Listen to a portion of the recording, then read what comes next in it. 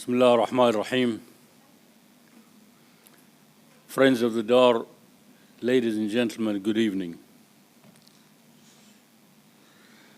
Whenever we see the name Bernard O'Kane on the brochure of the lecture series of Dar al-Athar al-Islamiyyah, we are confident that the season will be remarkable. He never fails to present us with the seemingly endless facets of the history and idiosyncrasies of Islamic architecture through the variety of historical periods, cultural differences, ethnic diversity, the influences of schools of thought, the reflection of architecture on social, of thought and political reality, and more. The Dar is always delighted at his return to share some of his research with us, and our audience is equally pleased. Dr. O'Kane is, despite the degree of his erudition, a popular crowd pleaser. Last season, he dealt with the seemingly unrealized influences of an earlier method of Islamic architectural style. Tonight, in a talk entitled Architecture and Innovations under the Mongols, Contributions of the Ilkhanids, Golden Horde and Chaghtayids to the development of the tilework. Like many of his earlier discussions, this approach is a debatable one. What is not debatable is the use of and practice of mobile phones. So with that, please make sure you turn them off, and let's welcome Professor Bernard O'Kane. Thank you for that very generous introduction. It's a great pleasure to be back here again. I just hope I can live up to the hype. I took this photograph in the 1970s from the top of a Seljuk minaret in a small village, obviously, on the outside of just to the north of Isfahan, the town of Isfahan. And it was actually the commemoration of Ashura, which is why the villagers are gathered, some of them on horseback, around the pool in the center of the village, reenacting the death of Hassan and Hussein. There's not much color in the picture. You can see a little dash of white from the trusty Renault 4, which brought me all the way from Ireland through the length and breadth of Iran and Afghanistan, but almost nothing else. The brown roofs of the village merge seamlessly into the brown color of the countryside far away. So if you imagine that you're down here looking back up at where I was taking the photograph, you can appreciate just what an enormous difference the splash of blue color would have made to the palette of architecture at the time. So, since this was first introduced by the Seljuks in the early 12th century, there are really very few monuments that don't avail themselves of the opportunity to make a splash of color like this in the future.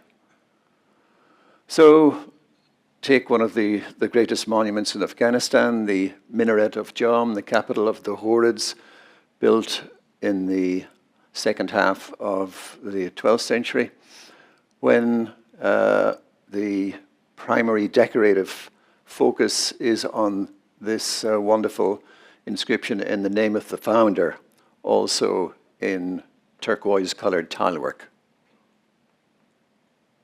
Or right at the very end of the 12th century, in the town of Vab Kent, halfway between Samarkand and Bukhara, you have this wonderful minaret The mosque that it originally served has now disappeared. But at the very top, you have both an inscription in carved and glazed terracotta, together with decoration in these 8-pointed stars, in a new technique of carving in depth so that you can see the relief of the inscription against the background very clearly. And we begin to see gradually the introduction of more colors over time. Succeeding the Seljuks in the northeast of Iran and Afghanistan were the Khorasan Shahs, a dynasty that were the most powerful in the era just before the coming of the Mongols. This is the tomb of one of their rulers, the tomb of Tekesh, and the detail of the work on the drum here shows you, in addition to the turquoise that we have seen before, we also now have a dark blue as well, and even in some places white, so they're beginning to use 3 colors now. And the same applies to another Khorasan Shah monument, the Madrasa at Zuzan in the northeast of Iran.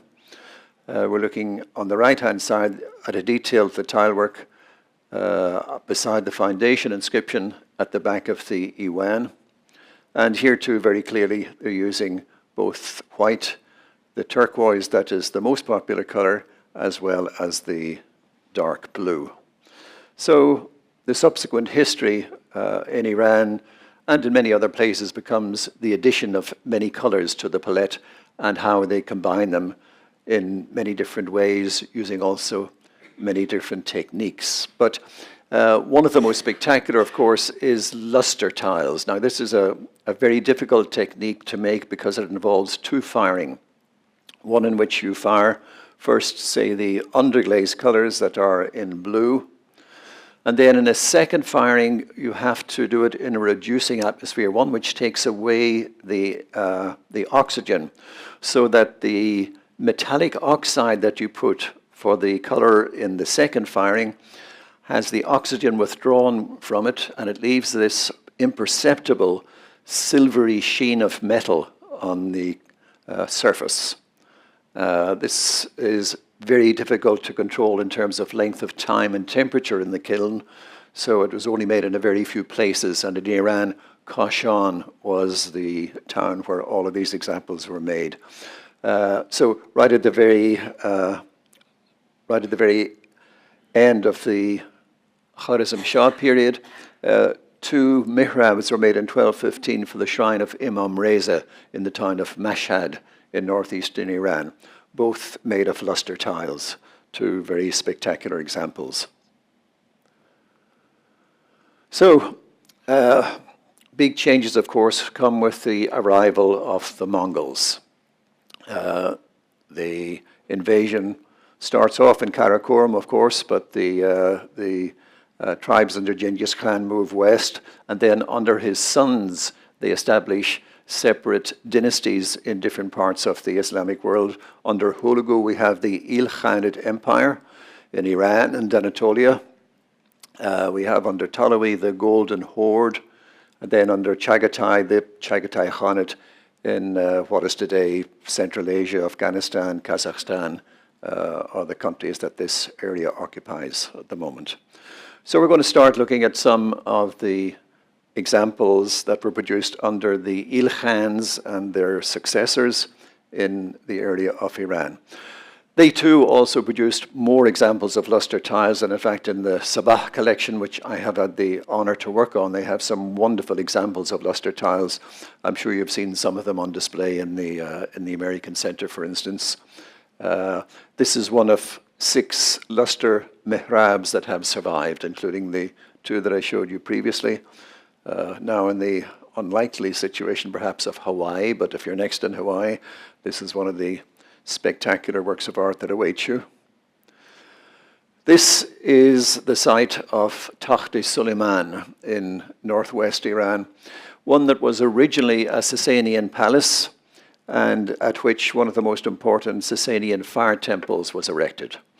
Now it was perhaps because of this connection with the Sasanians that a Persian vizier encouraged the Ilkhanid ruler at the time, Abu Khan, to build a Mongol palace here, whose wall of one of the Iwans you see here. But not much left of the buildings here, but when they were excavating, they did find some wonderful examples of tilework. And these, in fact, are the first examples in Islamic art where you have the importation of these Chinese models, the Chinese dragon with 5 toes, feathery elements around its body, or the Chinese phoenix as well with a fire-like flame tail. And we also have another common Chinese motif, these Chinese lotuses. And in fact, there's a variety of different techniques used here. This is so-called lajvardina, from the Persian word lajvardi for lapis lazuli. They didn't actually use that stone in the making of the tile. It was cobalt is the chemical that's used to make the dark blue background. But this is another kind of technique which uses 2 firings, first for the cobalt base and then a second overglaze painting with white, red, and the gilding that you see here. And they could reuse the mold for tiles in different techniques. So you can see, in fact, this fragment of a tile here. The drawing of the dragon at the front is identical to this because they did use the same mold for this. This has underglaze painting for the blue, and then a kind of different palette of overglaze painting with black, red, white, and some gilding on top of it as well. Whereas this one is completely in underglaze painting. It's underglaze painting, at least I should say, for the first coat, and then the brown color is the luster that was added on top of it. This is the shrine at Natanz. Natanz is famous nowadays for having a nuclear reactor near it, but in fact this sleepy little village is a little bit removed from there. This is the shrine of Abd as-Samad, dating from the beginning of the 14th century. And it has an entrance to a khanka made out of an iwan with a semidome, and decoration in simply dark blue and light blue tiles. But they've very effectively increased the apparent color range they have some white as well, but then they've left a lot of gaps between the setting of the tiles and the beige brick of the background, so that you get what looks like a much greater range of colors, even though they're still using a limited palette. This is one of the most magnificent Ilkhanid monuments at the time that it was built. This mausoleum for the Ilkhanid ruler al-Jaitu was the biggest masonry dome in the Islamic world. It's 25 meters in diameter and 50 meters high. An astounding achievement. And of course, for the ruler, it had the finest tilework provided, although there's a strange twist here in that towards the end of his life, one of the generals of the Mamluks who ruled over Mecca, the Hejaz, defected to the Ilkhanids, and al-Jaitu saw an opportunity perhaps for him to gain control of the Hejaz and the Haramain. So perhaps in connection with this is the best explanation for the redecoration of this. The original tilework that was in this was covered with plaster with Quranic inscriptions that related to the Haramain, to the holy monuments in the Hejaz. But underneath this, they have taken the plaster away in many cases to reveal the original tilework, which is of quite a variety.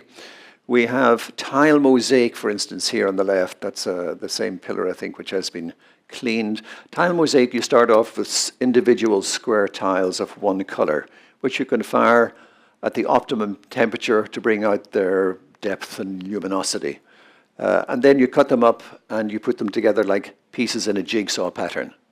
And then you end up with, something like this. In addition, they were using also some of the fancier techniques like the underglaze painting that we'd seen in the Tahti Suleiman tiles, here with the Chinese lotus as well represented, and also some overglaze painting, in this case on a turquoise background instead of the dark blue that we've seen before.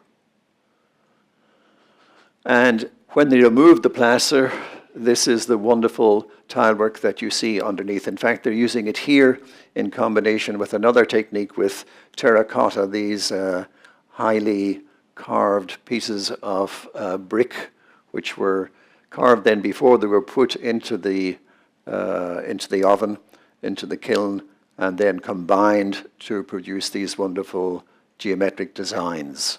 Another little technique or motif, I should say, that is indication of an influence from China is this little reverse curve at the top of the arch, an oji arch, which hadn't been seen before this time in Islamic architecture. This is another village near Isfahan. Just to the west of Isfahan, you have the town of Ashtarjan, where the Friday Mosque was built in 1315, and we have a portal here which looks like a much bigger version of the one that we saw in Natanz. The Ilkhanids emphasized this very tall, narrow profile. Twin minarets on top of it aren't an unusual feature at this stage. But on the right-hand side, we're looking at a detail of the foundation inscription that runs around the entrance portal.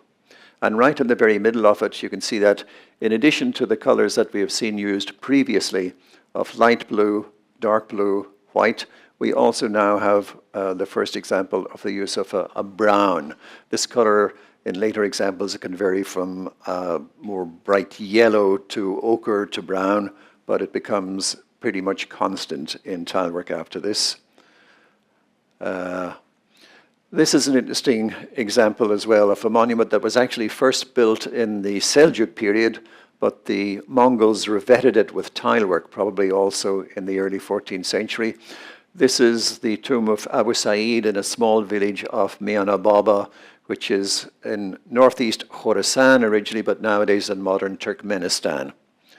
And again, we're looking on the right-hand side at a detail of the tilework that you see in this inscription, which is the simple two colors of tile mosaic for the most part, but there's this little medallion, which is actually made of luster. Now, this is a most unusual example. In fact, I don't know of any other example where luster has been inserted in a tile mosaic background. So it's an interesting experiment, but one that they thought perhaps didn't work, and so they never carried it on later. Back now in Isfahan itself, this is the Imamzadeh Baba Qasim dating from 1340. So in fact now we're at the period just after the collapse of the Ilkhanid Empire in 1336, when the last Ilkhanid Sultan Abu Sa'id died. No one predicted that the empire would fall to pieces, but in fact it did, and Iran split up into a number of smaller principalities, of whom one of the most important were the Muzaffarids, who ruled over southern and central Iran. And it's under their patronage that this Imamzadeh, or mausoleum for a religious saint, was made. Again, in the detail on the right, we're looking at the spandrel at the side of the arch at the entrance to the mausoleum. And now there's quite a bit larger element of this brown color being used as well. Very close to the previous monument in Isfahan is the Madraseh Imami, dating from around the middle of the 14th century. And it has a 4-Iwan courtyard, a very common form for madrasas throughout the Islamic world. There is a much larger Qibla Iwan than the others, but on the right-hand side we're actually looking at a detail of the semidome on the smaller Iwan to the side of the courtyard. This may be a little bit difficult to make out, but in addition to the white, light blue, dark blue, and the brown, the background to this inscription in square Kufic is in a dark green. Now, for the first time, this is where we have this color. You can perhaps just make it out also in the background in these arabesque medallions here. There used to be a wonderful mihrab here, but in the 1930s, it was taken to the Metropolitan Museum of Art in New York, where it still is one of the most impressive exhibits on display there. And it too, at first glance, it looks as if there's mostly just the colors that we've seen before of white, light blue, dark blue, and a little bit of the brown as well. But if we go a little bit closer, you can see, in fact, that this dark green color is used quite extensively for the background of many of these medallions. And so it too remains a feature of many of the examples to come. One of the most impressive of those is the Friday Mosque of Yazd. The initial structure was built in 1325 under the Ilkhanids, but a lot of the tilework was added probably a few decades later in the Muzaffid period. It's an unusual design. Unlike the Iwans we've seen before in mosques, this one has the back almost completely open, so that from the courtyard you can see all the way into the interior, and you get a wonderful view of the mihrab from without. So moving a little bit closer, we're now in the Qibla Iwan, looking towards the mihrab, and you can see how almost all of the surfaces now are completely covered in tilework, mostly tile mosaic, but there are some other techniques as well. And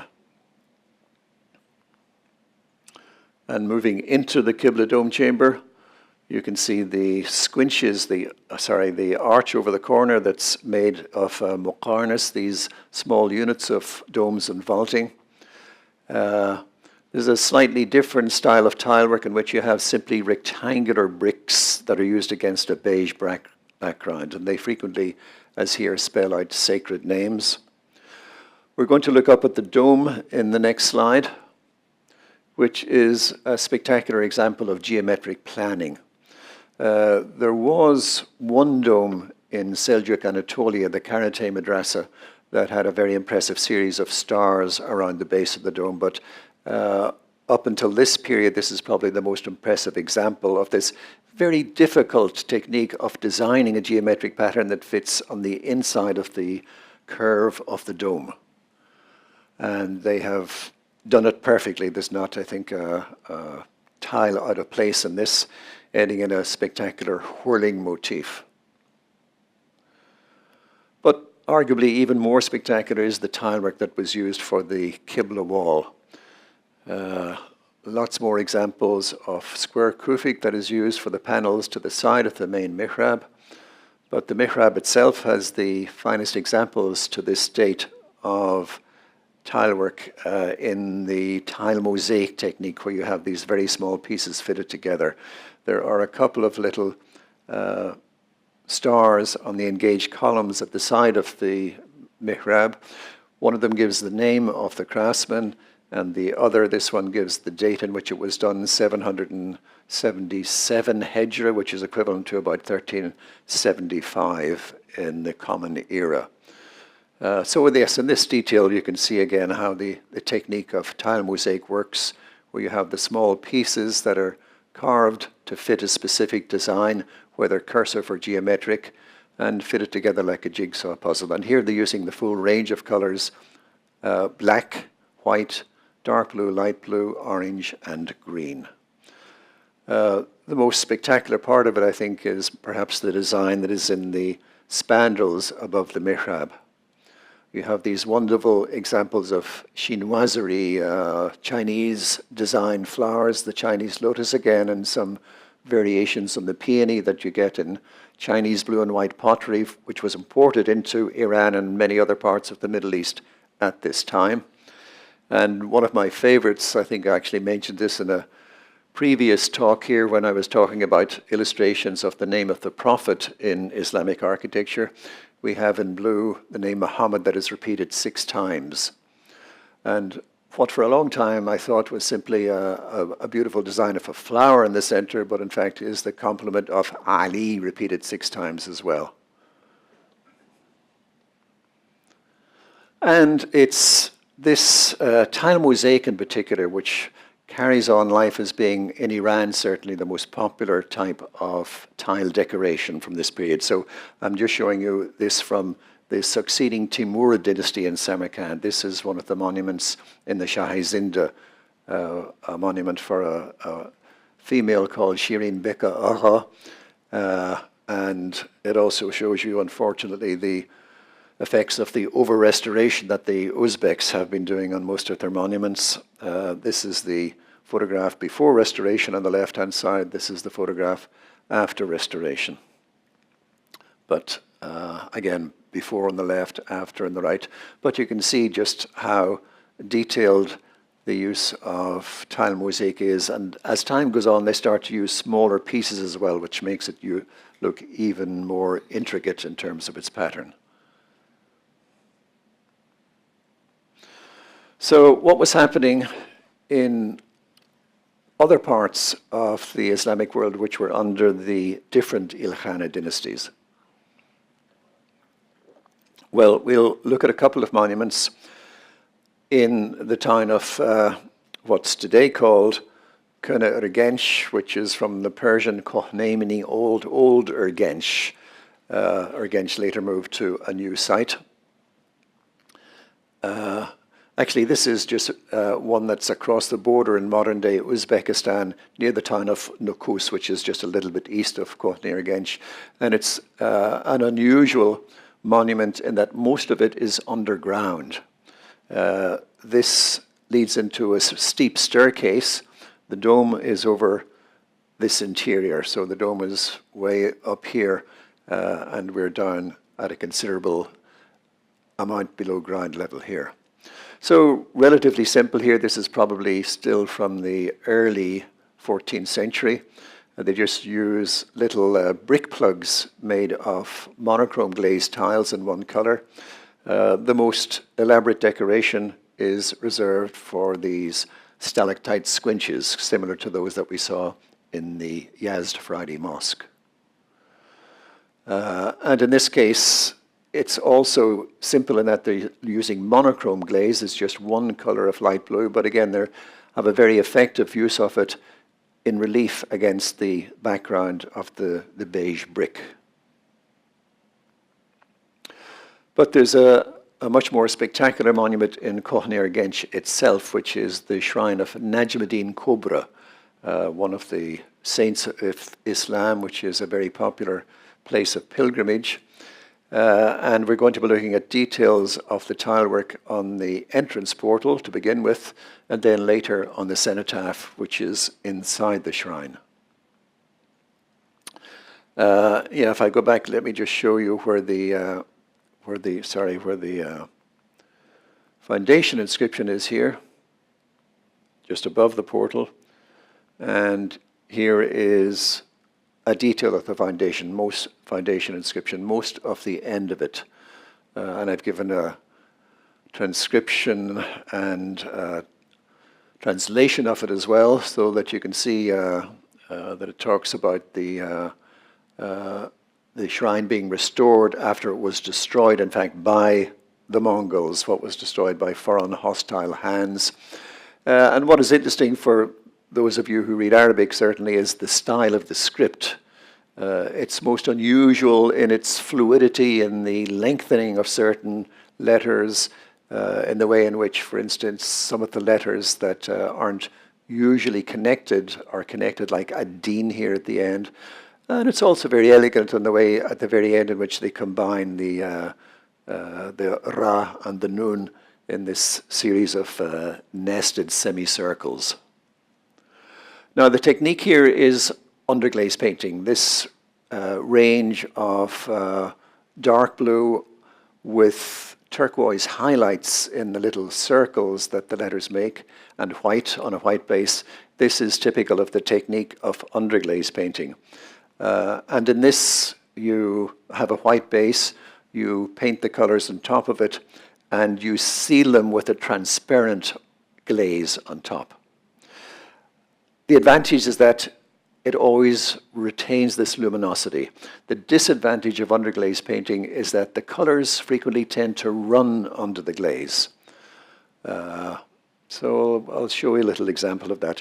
But here are a couple of the most spectacular panels. They are in fact just at the base of this inscription that is inside the door. And again, they're making much use of this Chinese lotus design. And this, in fact, is a detail at the very end of this inscription that runs around 3 sides of the portal in underglaze painting. And I mentioned that the problem with underglaze painting is that it does tend to run under the glaze. But looking at this, I actually wonder, because it seems to me that somehow the spreading of the glaze over the white letters, it just seems to emphasize the depth of the blue, the luminosity of the blue that you find under the glaze in the other parts of the tile. So I actually find it very attractive.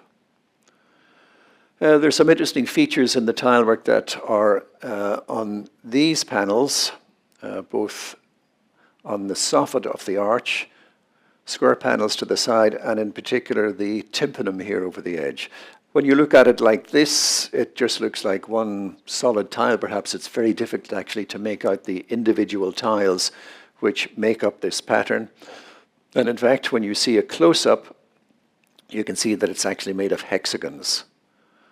I'm not sure why they picked hexagons over rectangles. Maybe it's a better way of disguising the divisions of the tilework. Certainly from this faraway viewpoint, which is normally what you'd see when you're looking at the ground, it is very difficult to see the divisions. Something else that you may not notice at first sight, but which is very interesting, is that there are little marks on the margins of the tiles here. You have 1, 2, 3, Aleph, Be, Te, Se, and along here as well, Aleph, Be, Te, Se. So they are putting place marks on the tiles. Now, this is quite unusual. They obviously didn't trust the tile makers to get the individual tiles correctly in the pattern, at least around the edge. The inner tiles don't have any place marks, but those around the edge do. And in fact, they ran out of a sequence of alphanumeric symbols to put on. So what they did was they started putting ciphers on. So we have little squares, we have brackets, diamonds, X's, O's, and a couple of dots as well in pairs to help the craftsmen align them properly. But they also, in fact, used them for the tiles in these panels on the soffit of the main arch as well. And here, again, they used a slightly different technique. In fact, what they did was they started writing them out in numbers, but also they spelled them out in the letters of the numbers in Persian, yak, do, se, chor, pan, shish, haft, hasht, no, and so on upwards, using the colloquial version of char instead of chahar, the classical version, which I assume they thought the craftsman would understand better.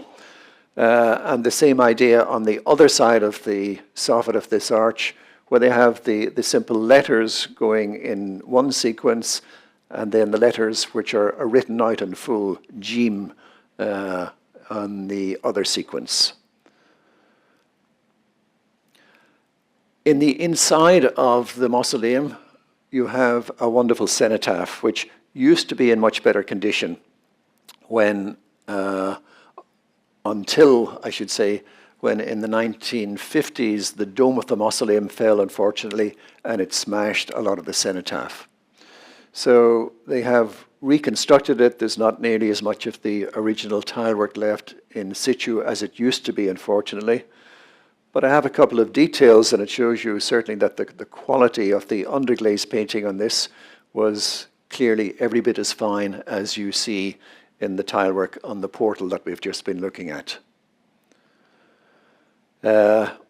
They replaced some of the designs with their own modern underglaze painted tilework, which just perhaps shows you how difficult it is to get the kind of luminosity, the depth in the original tilework that we have on the left-hand side here.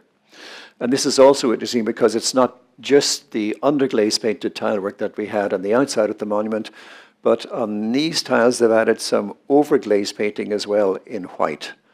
I think you can see the overglaze painting, I should mention, has some advantages and disadvantages. The advantage is that you can do very fine detailing, because when you fire it, you don't fire it to such a high temperature that the glaze will melt. So it retains its original definition. The disadvantage is that because you don't fire it to this high temperature, it remains matte. It's not glossy. And perhaps you can see the difference in the lack of the glossiness of the white here, here, and here, versus that under the glaze in the central portion of the tile. In the museum that is attached to this shrine, they have several fragments of tiles that were found in the same locality. And these have a greater variety of tilework and motifs that are seen on the current monuments that are standing. We have these lajvardina or overglaze painted examples, very like the overglaze painting in the cenotaph on the inside. We also have some that are very like the earlier technique of overglaze painting that's found in Seljuk pottery called mina'i, literally enamel. And it's these enamel colors, in fact, that they are using, which permit the fineness of the detail in the decoration, but which you don't fire to a very high temperature so that they don't actually melt. So you have the detail, but it remains matte. The same with another tile that they found with an inscription and with the head of a horse, also in this overglaze painted or mina'i technique.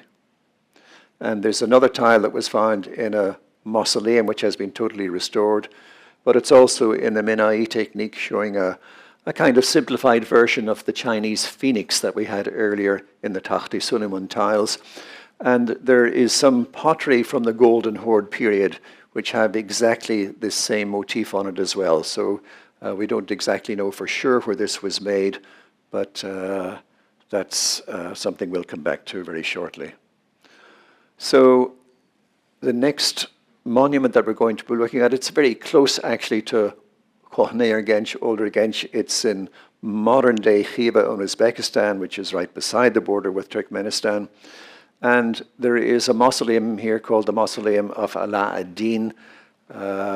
We don't know anything about the saint who was buried here. It's a modern mausoleum that surrounds it, but the technique in the cenotaph here, which is completely intact, is exactly the same as the underglaze painting that we had in Najmuddin Kubra. And it's a magnificent example, as you can see. So here's the detail just to show you how wonderful, again, the depth and luminosity of the colors that you get from this underglaze painted technique. Typical color range, again, is these limited blue, turquoise, and black underneath the glaze. A detail from one of the sides, it actually shows some surprising features. Oh, by the way, these also were one of the very few examples we have in the medieval period that have place marks on them. They had marks for these central tiles, which are supposed to match up here and here, and also on the other borders as well. But the surprising feature here is that while there's a seamless integration between the pattern here and here, there's actually a break and a difference in color here. So it looks as if something went wrong maybe in the firing of one of the tiles, but maybe they made this a little bit later and they didn't quite follow the original design, but there's a surprising slip in the continuity of the pattern at this point, which is something that happens occasionally, but not very often. Another surprise is the border tile that you have along the top of the cenotaph. There are 4 rectangular tiles. You can see the break very clearly. But each individual tile doesn't match up with the one next to it, which is rather surprising. Thanks to the magic of Photoshop, I was able to cut a bit of it so that here with a break in the middle, in fact, they could have designed it so that it would have been symmetrical and matched up on both sides. But maybe they didn't want to, maybe they measured it and had these larger tiles and just cut them down to fit 4 to a side. I really don't know, but it's one of the surprising features that you sometimes find. These 2 tiles are in exactly the same technique technique that we've been looking at, underglaze painted. And they also have place marks on them. Where are they? They're from the museum in Kazan, which is in Russia, to the north of the territory that the Golden Horde held. Now, I'm not sure exactly which monuments these came from. We don't know. We also don't know if they were made in the northern part of the Golden Horde territory or perhaps in older Gensh, like the other ones in Center. But it's quite possible that many parts of the Golden Horde territory then was making tilework like this. There's one other fascinating monument from Golden Horde territory, which was probably made by, again, one of the successor dynasties, the Sufid dynasty that ruled in this area in the 1370s and 1380s. More recently, there's been another scholar who has put forward arguments that this was probably a Timurid building, maybe from the 1380s. But I'm not so sure about that myself. It has a most unusual plan. It has a hexagonal interior. There's an entrance Iwan with a vestibule. There's actually the tomb chamber itself. There's a crypt underneath this part, which also had a smaller dome. So as a ground plan, it's really quite unique. This is the entrance Iwan, very impressive in its height. The double dome has fallen, unfortunately. But there are some tiles that were originally part of an inscription that went all the way around the portal. This is one that is still in situ. This is one that has been removed to the museum near the shrine. And this has an interesting feature on it, actually, which is in little letters here. It says Sioyak 31 in Persian. So they're still using place marks, it seems, but it's rather surprising because when you have an inscription, that's the case where you're least likely to really need the use of place marks. The letters follow clearly on from one another, and usually you're following perhaps a written calligrapher's document which has the inscription laid out in full before you. Those were underglaze painted tiles. On the left, you have a detail of the tiles that are on the soffit of this entrance arch here. So that's the string of medallions that you have here. But the strange thing is that when you look at the tile mosaic of which this is made, well, you have insets that are made of, well, what's usually called at this stage cuerda seca. This is another form of overglaze painted tiles which have, cuerda seca means colorless line in Spanish. It's a technique that's found also in the Maghreb, where you have a kind of black line that separates the colors one from another and stops them running into each other. So you have a white base in the first firing, and then you add the overglazed colors in the second firing so that they are rather matte in color, unlike the more lustrous monochrome glazed tiles that are used for the tile mosaic. So again, this is a medallion with overglazed painting and the tile mosaic that it's set within. There isn't any other monument in any part of the Islamic world that has this particular combination of tile work that I know of. So I'm going to show you a couple of details of the tile work that is in the niches on the exterior. You have bands in a horizontal frieze at the base, and then you have a series of muqarnas elements. Here's some details of the horizontal bands at the base. And again, you have the use of these overglazed painted medallions here, here, here, here, and here, set within a tile mosaic ground. Quite unique. Something else to notice at this point as well is the colors of the tile mosaic. This bright yellow and the red, a glazed red, is not found anywhere else in the Islamic world for tile mosaic, certainly not at this period, where for red in the Timurid period, for instance, they use simply unglazed brick. They don't even try to replicate the color. So this is really very impressive. And so in this niche, we have a couple of details here, even in this very elaborate arabesque design. they have some insets surrounded by the green here, here, and here of overglaze painting set within the tile mosaic. Here are some examples from some other niches around the monument. But again, there's absolutely no other example in any other monument in the Islamic world that has this particular combination.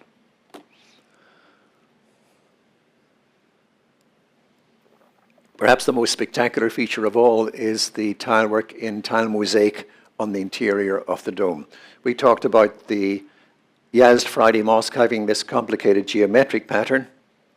This, as you can see, is even more spectacular, a much more complicated, much denser pattern. Although admittedly, now I've cheated a bit here by enlarging, the pattern at the very center of the dome here. They didn't quite get it right, but probably it's not a perfect circle, but probably it's only a very picky person like me who would notice a defect like this. When you're looking at it from below, you're simply awestruck by the complexity of the whole pattern. So the reason why I don't think that this is Timurid is that in contemporary tilework of the Timurids, like this example from the mausoleum of a niece of Timur Tamerlane in the Shahizinda in Samarkand, there's a very different type of cour de seca or overglaze painting being used, which has quite different colors from that we see in the I didn't actually give you the name of that magnificent mausoleum before. It's the Turbek Khanum mausoleum. She was actually a wife of one of the earlier Golden Horde rulers in older Gench, but the later dynasty that I mentioned, the Sufa dynasty, they also traced their lineage from the Mongols and therefore may have found it a matter of prestige to contribute this magnificent new mausoleum for her.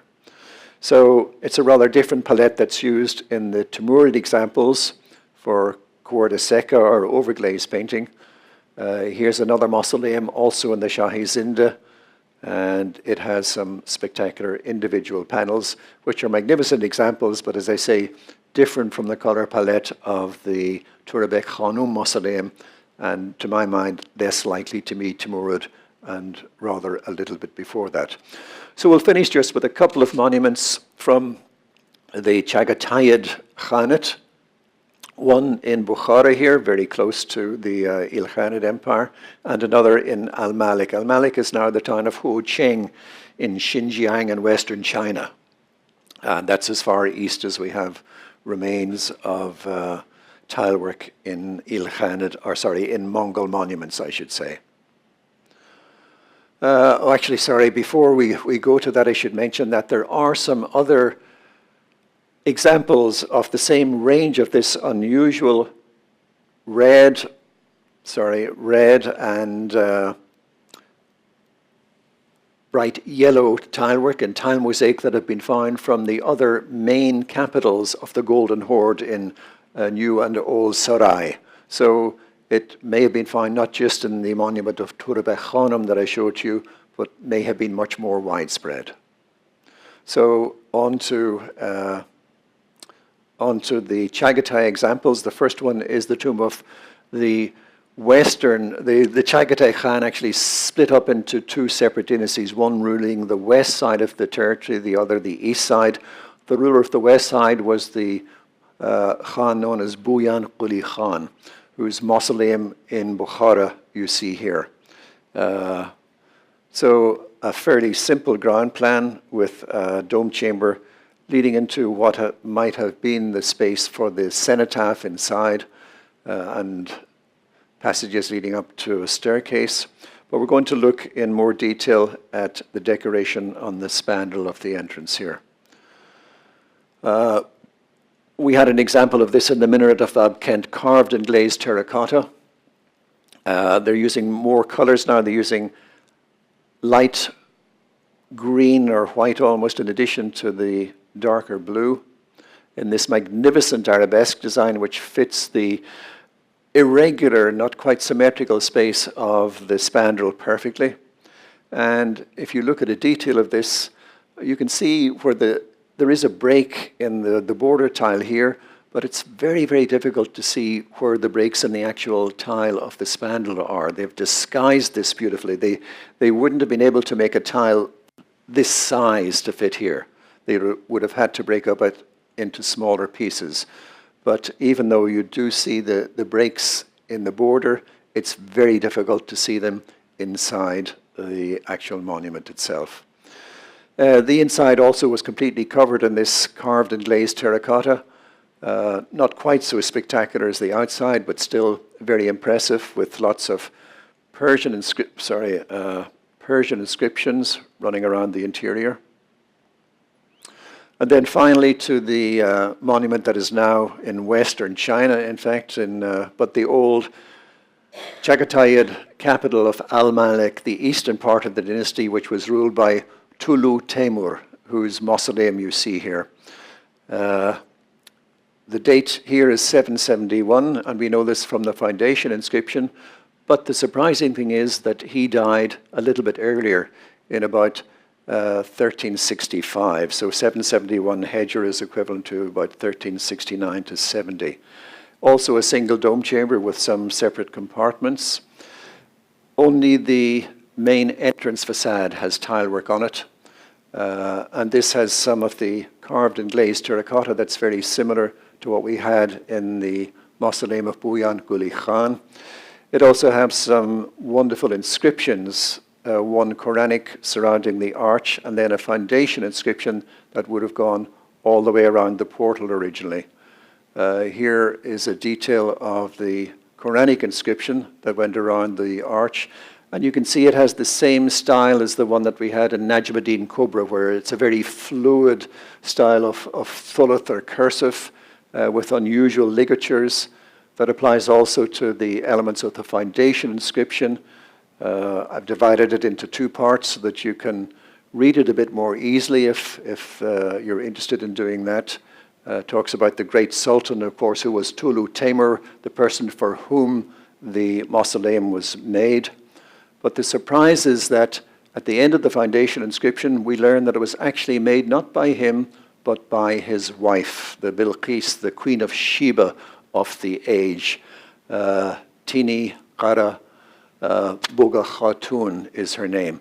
And then it ends with the date, which has Ahad in it, 1, which can't have been one of the decade before Tulu Temur died, because he himself would have built the tomb, not his wife. So it must be the date some 4 or 5 years after his death, showing that she, in fact, was responsible for the erection of the tomb.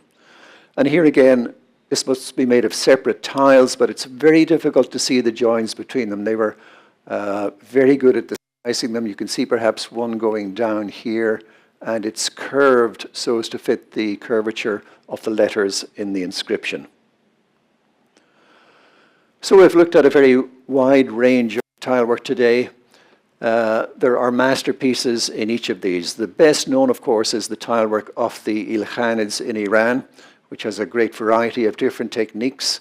But even though they are fewer in number, I think it's unquestionable that the contributions of the Golden Horde in the mausoleum of Turabek Khanum, or of the Chaghtayids in the mausoleum of Buyan Quli Khan, created monuments that are among the finest masterpieces of tilework in the Islamic world.